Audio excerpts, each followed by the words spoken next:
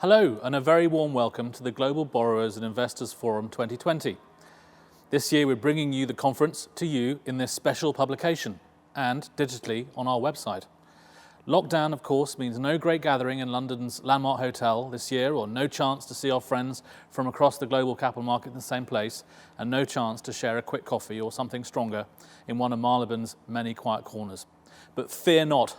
Despite the exceptionally trying circumstances, we've sought to bring you in this publication the very best of borrowers, the crucial interaction between borrowers, investors, bankers and other key market players. Mirroring the tried and tested formula of our live event, we've done this by holding a series of discussions featuring some of the global capital market's leading players, inviting some of the best-known names in international finance to give keynote interviews, and running some thought-provoking and topical articles that analyse the impact, response and early signs of recovery from the coronavirus crisis. In the digital version of this report, we've also built in videos of some of these key moments. Whether we bring you a physical event or a special publication, it matters not. This is an opportune time to bring the market together, and we are privileged to do so. The international bond markets have grown up with this event, and we are determined for it to play an even more important role than ever. The scale of this crisis means there is no playbook for the capital markets to reach for. Governments and regulators have learnt from the previous crises, of course, and they knew they had to move at breakneck speed.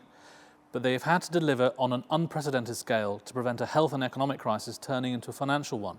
So far, via vastly inflated borrowing, quantitative easing programs and relaxed capital regulations, they have succeeded in doing so, for which they deserve enormous credit. Capital markets, too, have played an absolutely crucial role in the last 3 months, facilitating the fiscal spending, enabling QE programs to increase the velocity of money, and helping companies raise vital financing to see them through this extraordinary period. But despite these huge efforts, much of the crisis is surely yet to be felt, including mass unemployment around the world and heavy losses in the banking sector, thanks to a new COVID-19 vintage of non-performing loans. There are even fears of stagflation returning. Yet those in the capital markets are beginning to turn their attention to the recovery. Many hope it will be green. Indeed, the European Union's €750 billion Next Generation plan has the environment at its core.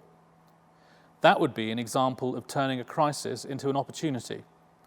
Across the markets, players faced with a tough situation have innovated, often at remarkable speed. New ways of working have been devised.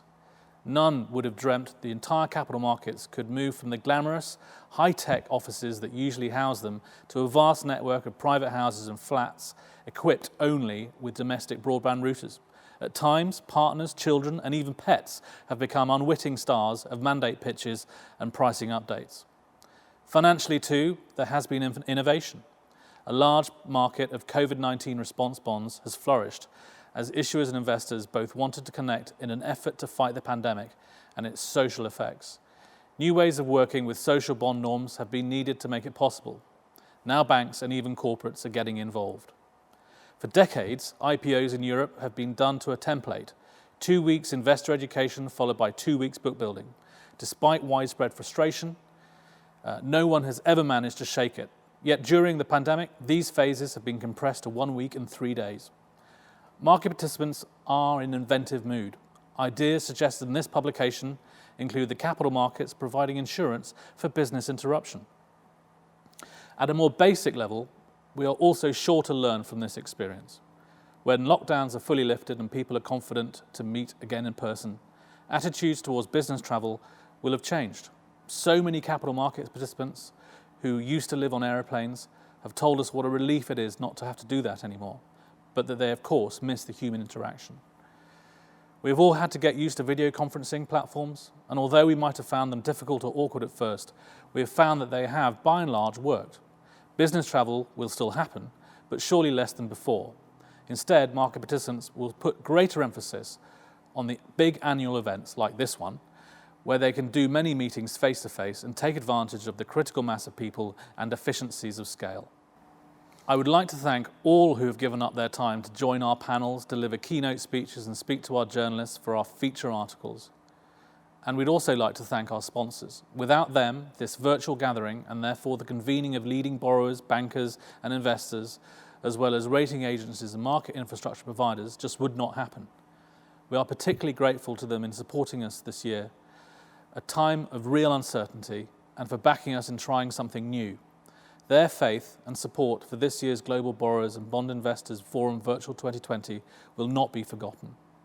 And of course, a big thank you to the GlobalCapital and Euromoney Conferences team who have worked tremendously hard from their kitchens, sitting rooms, garden sheds and bedrooms to bring you your event. Thank you very much for listening, and I'd hope you enjoy our Global Borrowers Virtual 2020. Thank you very much.